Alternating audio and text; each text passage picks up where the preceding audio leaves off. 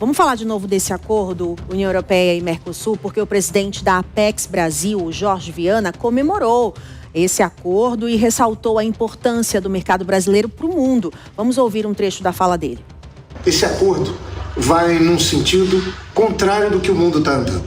O mundo está desfazendo o acordo, a própria OMC perdeu importância e nós estamos falando do maior acordo econômico do mundo, Mercosul e União Europeia. O potencial de crescimento para a economia brasileira e também para a União Europeia nesse acordo com o Mercosul é fundamental.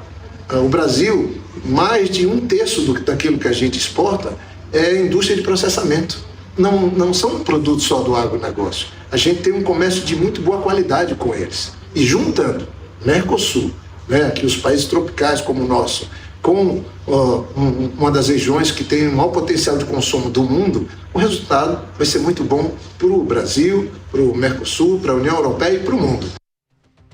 Vamos analisar então no quesito economia. A Denise Campos de Toledo já está conosco aqui em tempo real na Jovem Pan. Quero ouvir de você então, Denise, de que forma esse acordo vai ajudar na exportação ou nos valores dos produtos? Haverá um aumento, haverá uma redução? Qual será a consequência, o impacto real sobre esse acordo que muito está sendo falado, mas qual será o resultado que nós vamos ganhar de fato com esse acordo? Ótima sexta-feira a você.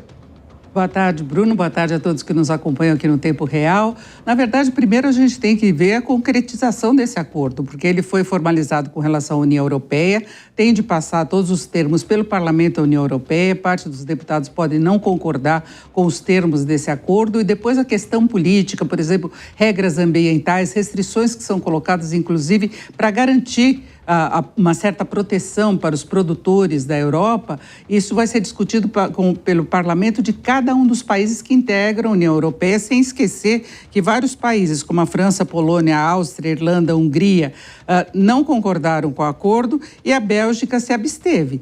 Houve um avanço importante, o acordo deve ser formalizado, mas com todos esses procedimentos que eu coloquei. São negociações que vêm desde 99 e eu acho que a configuração global hoje colaborou bastante para o avanço. Essa preocupação com os desdobramentos da ação de Trump, que esvaziou a OMC, como nós conferimos agora na fala de Jorge Viana, e não se sabe ao certo quais são os novos parâmetros para o comércio global. Então, os países tentam se aproximar aos blocos econômicos para garantir resultados melhores. Em termos de resultados para o Brasil, que se espere um aumento das exportações do agronegócio, em que o Brasil já tem a liderança em vários produtos, é dos maiores produtores mundiais do agro, então vai enfrentar essa resistência inevitável na Europa, especialmente na França. Macron está numa situação política difícil, porque ele enfrenta manifestações. Há muito tempo os produtores de lá cobram mais estímulos, eles colocaram salvaguardas, então há cotas de limite de exportações do Brasil para vários produtos, como o etanol,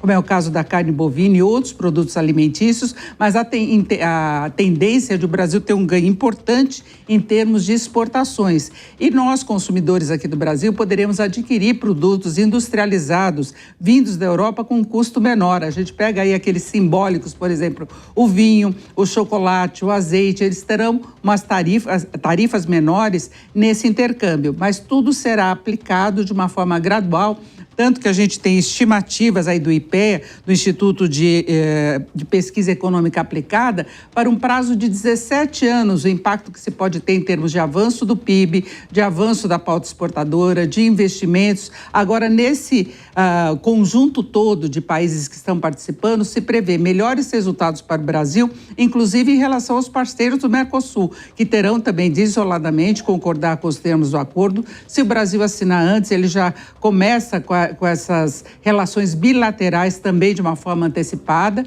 Mas vamos ver o encaminhamento político de toda essa situação, mas sem dúvida alguma é um avanço importante e é considerado um acordo mais relevante do que o formalizado entre a União Europeia e o Japão, União Europeia e o Canadá, e mesmo entre Estados Unidos, Canadá e México, que vem passando por turbulências, inclusive com ameaças de Trump de invadir o México por questões aí de controle do tráfico de drogas.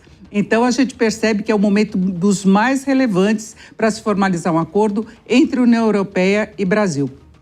Obrigada, Denise Campos de Toledo, pelas informações.